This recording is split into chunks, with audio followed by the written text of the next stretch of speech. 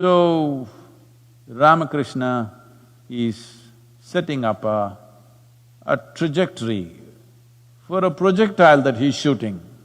Now this projectile is having a mind of its own, emotions of its own. Now this is dangerous. If you are shooting a rocket to the moon or Mars, if it thinks of Hawaii, Hawaii will be destroyed for sure. So, this is a different dimension, it should never be judged by your understanding, by your emotions, by your values. This is why I said, when you come in touch with a guru, you can either, if you're using him as an inspiration, this will keep happening because somebody will keep dragging you this way, that way. See, many young boys in the yoga center, they all came determined, but then, the girls were pretty. They got married, nothing wrong. But I'm saying, like this, if you keep going and whatever small needs are taken care of, no problem.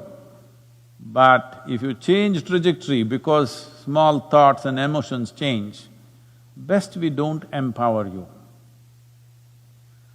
So as I said, I'm not yet in the sunset stage, I will become far more colorful as I go, watch it. But right now, heading that way, it's 4 o'clock in the evening right now, in terms of the day for me.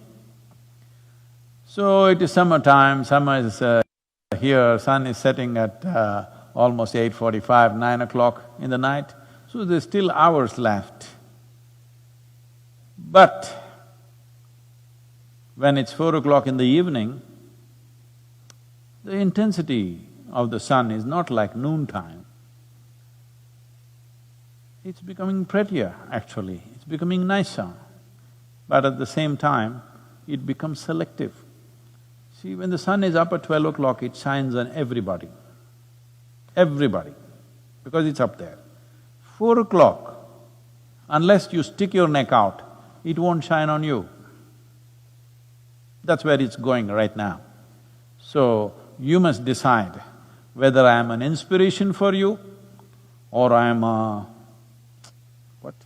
Friend, philosopher, guide for you or I am a doorway for you that you got stuck in, or I am a destination for you, or I have become your dharma. Time to decide, because this is not noontime where sun shines on everybody. You need to stick out for it to shine on you.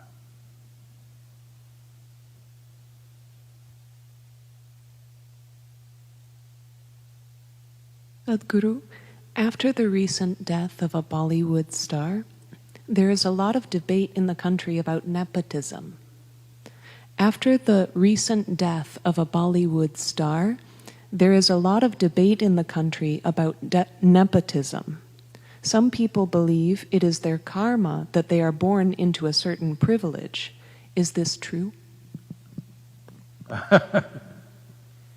I know Hollywood is a place. I refuse to use the other word because I think it's kind of ridiculous to use that word, but everybody has started using that word anyway. The Mumbai cinema scene lost a upcoming star. Well, you can always…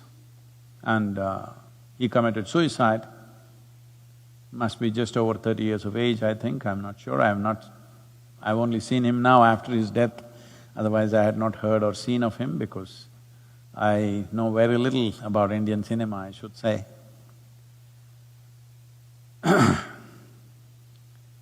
So this young man who had one, I think, very successful movie, who is an upcoming star, people were looking at him as a promising talent. Suddenly, one morning he commits suicide, hangs himself. So kind of people are shocked. While you're particularly aiming at nepotism, Well, that could also have added to things. But you must understand, every year, 800,000 people take their own life. Between 15 to 29 years of age, suicide is one of the biggest causes of death in the world. 800,000 people per year means every 40 seconds somebody is taking their own life.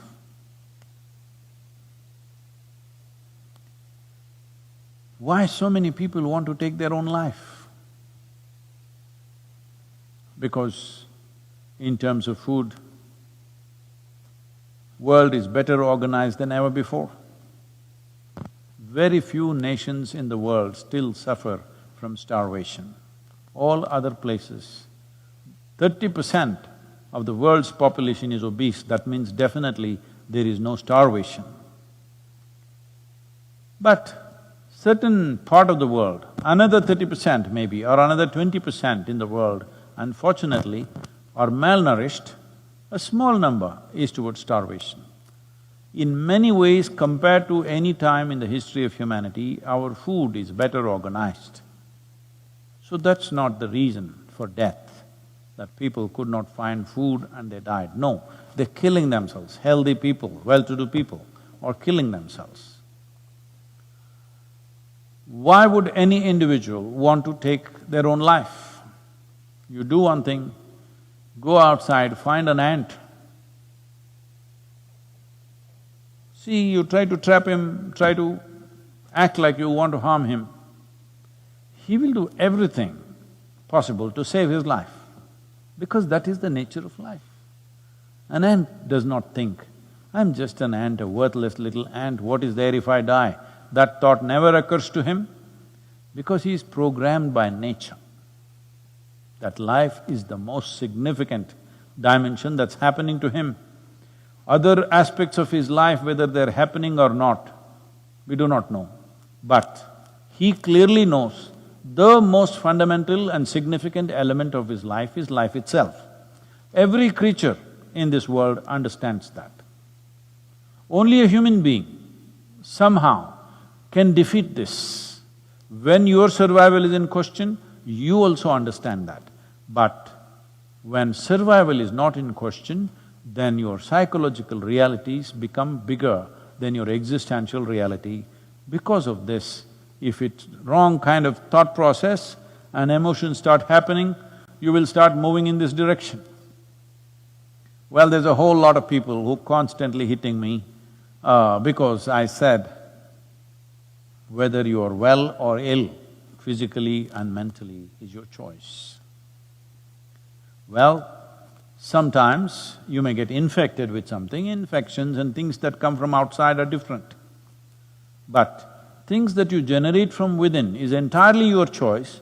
You may not know how you're making the wrong choices, but knowingly or unknowingly you're making the wrong choices, because all chronic sufferings that you have, physical or mental, is generated from within. Maybe it is so strongly generated, sometimes you feel helpless about it. True, I agree with that.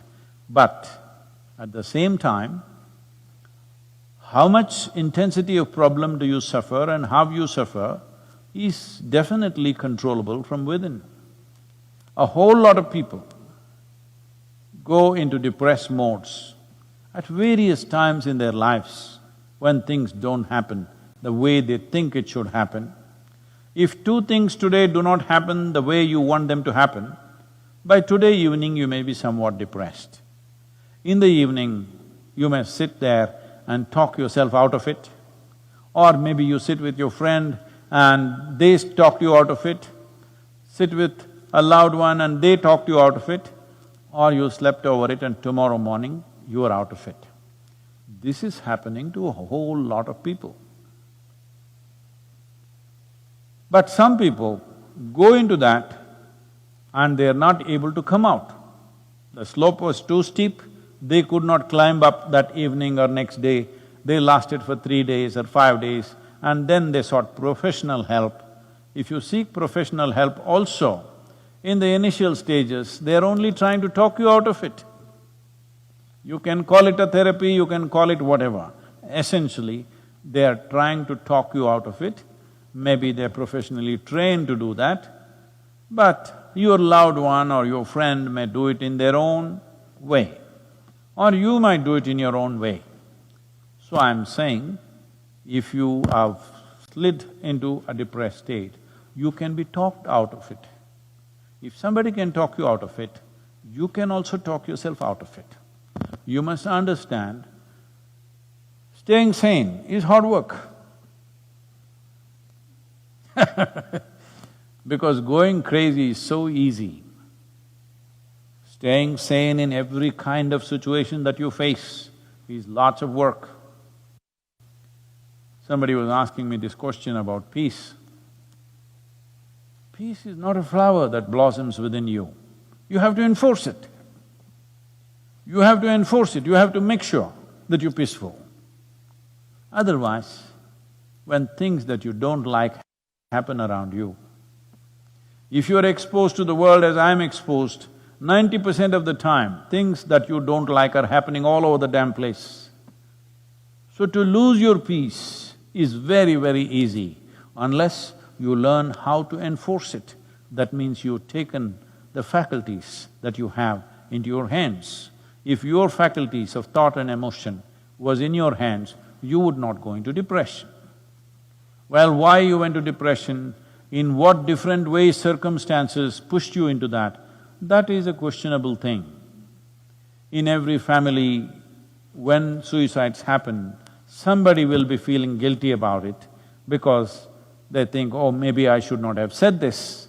If I had not said this, it would have not happened. We don't know, maybe somebody else would have said it. Many parents have come to me like this, not one or two, many, where their teenage children have committed suicide just because they said something, you know. They said something little strongly at a certain moment because they're not studying properly or they're not behaving properly or one little push and they just went and took their life. Parents are living with that suffering for the rest of their lives because they keep on thinking it's because of me, I shouldn't have said it. But there is no such thing that you can say all kinds of things and nothing will happen. At one moment you say something and somebody could do this because all they needed was that little trigger. So, did this young man die only because of nepotism? I don't know. I don't know the man, but I don't think so. But did that also play a role? Possibly in his mind, because he felt he was put into an unfair level of competition. You cannot compete with somebody who are privileged, who are entitled in some way. Anyway, they will get what they have to get irrespective of their talent or their capabilities, and you have to strive maybe doubly hard. Well, that's how it is for all of us who are not born with a crown on our heads, that we always have to strive doubly hard or 10 times harder than other people. It could be because of your, because you don't have your uncle in a godfather's place, or your skin color is not right, or you don't belong to the right caste or religion. Everywhere we are facing this all the time, and every human being faces this at various levels, in different ways. Some will overcome it, some will strive and fly beyond that, some will suffer that, some unfortunately take their life, which should not happen. I would say this taking of the life is mainly because our education systems have nothing. Nothing means absolutely nothing at all in the whole process of growing up as to how a human being should handle his or her faculties, how they should address themselves. It's all about fixing the world, it's all about knowing about the galaxies out there, about every atom in the universe, all kinds of stuff, not a thing about this one. For that we are paying a price as a generation. 800,000 people. Every 40 seconds, a person who need not die dies of their own hand. This is the worst tragedy that's happening in the world, and people are expecting these numbers will rise in the next 10 years in a big way. Whatever that big way is, if 800,000 is not big enough, what is big, I don't know.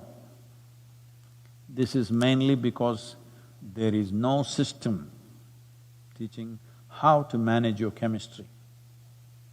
This is why yoga, this is why inner engineering is so significant. If you just learn to think and feel the way you want, this will not happen in your life. This should not happen in anybody's life, because as it is, it's a brief life. It's not for you to end it. Time will come for that. For all this, the fundamental thing is, you must become a blissful chemistry. If this one thing, if you work for, if you provide tools for every human being on this planet to make this happen, now we're starting a movement in Tamil Nadu. Once this pandemic threat goes away reasonably, we will start this in village to village, town to town. The simple practice of Surya Shakti, how to manage your energies the way you want. If your energies are exuberant, you will not take your life. They've become feeble. They might not have become feeble because of physiological conditions. They've become feeble, suppressed by the weight of your psychological stuff. Because of that, energies have become feeble. If you had just learnt how to think and feel the way you want, this would never occur to you in your life. This must happen, that whether everybody will attain to their ultimate or not, we do not know. We will strive, but everybody, this much must happen, that their experience of life in whatever little things that they're doing in their life must be pleasant. This we can definitely achieve. If every one of you stand up and strive, this is very much possible that we can create a generation where their experience of life is pleasant. They need not imbibe any chemicals in the form of drugs, alcohol or this or that. Simply to sit here peacefully and blissfully. Every human being should be capable of this, because this much awareness and intelligence is invested in every human being. Namaskaram, my blessings to you on this day. Depending upon how willing you are, I am available to you. It's 4 o'clock anyway.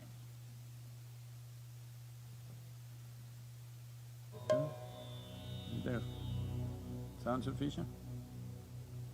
Say this after me.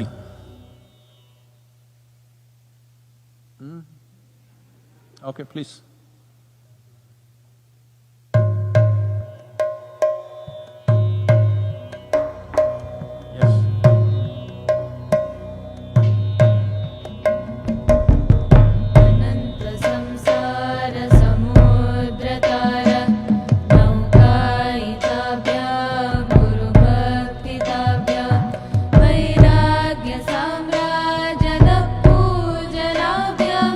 Namo Namah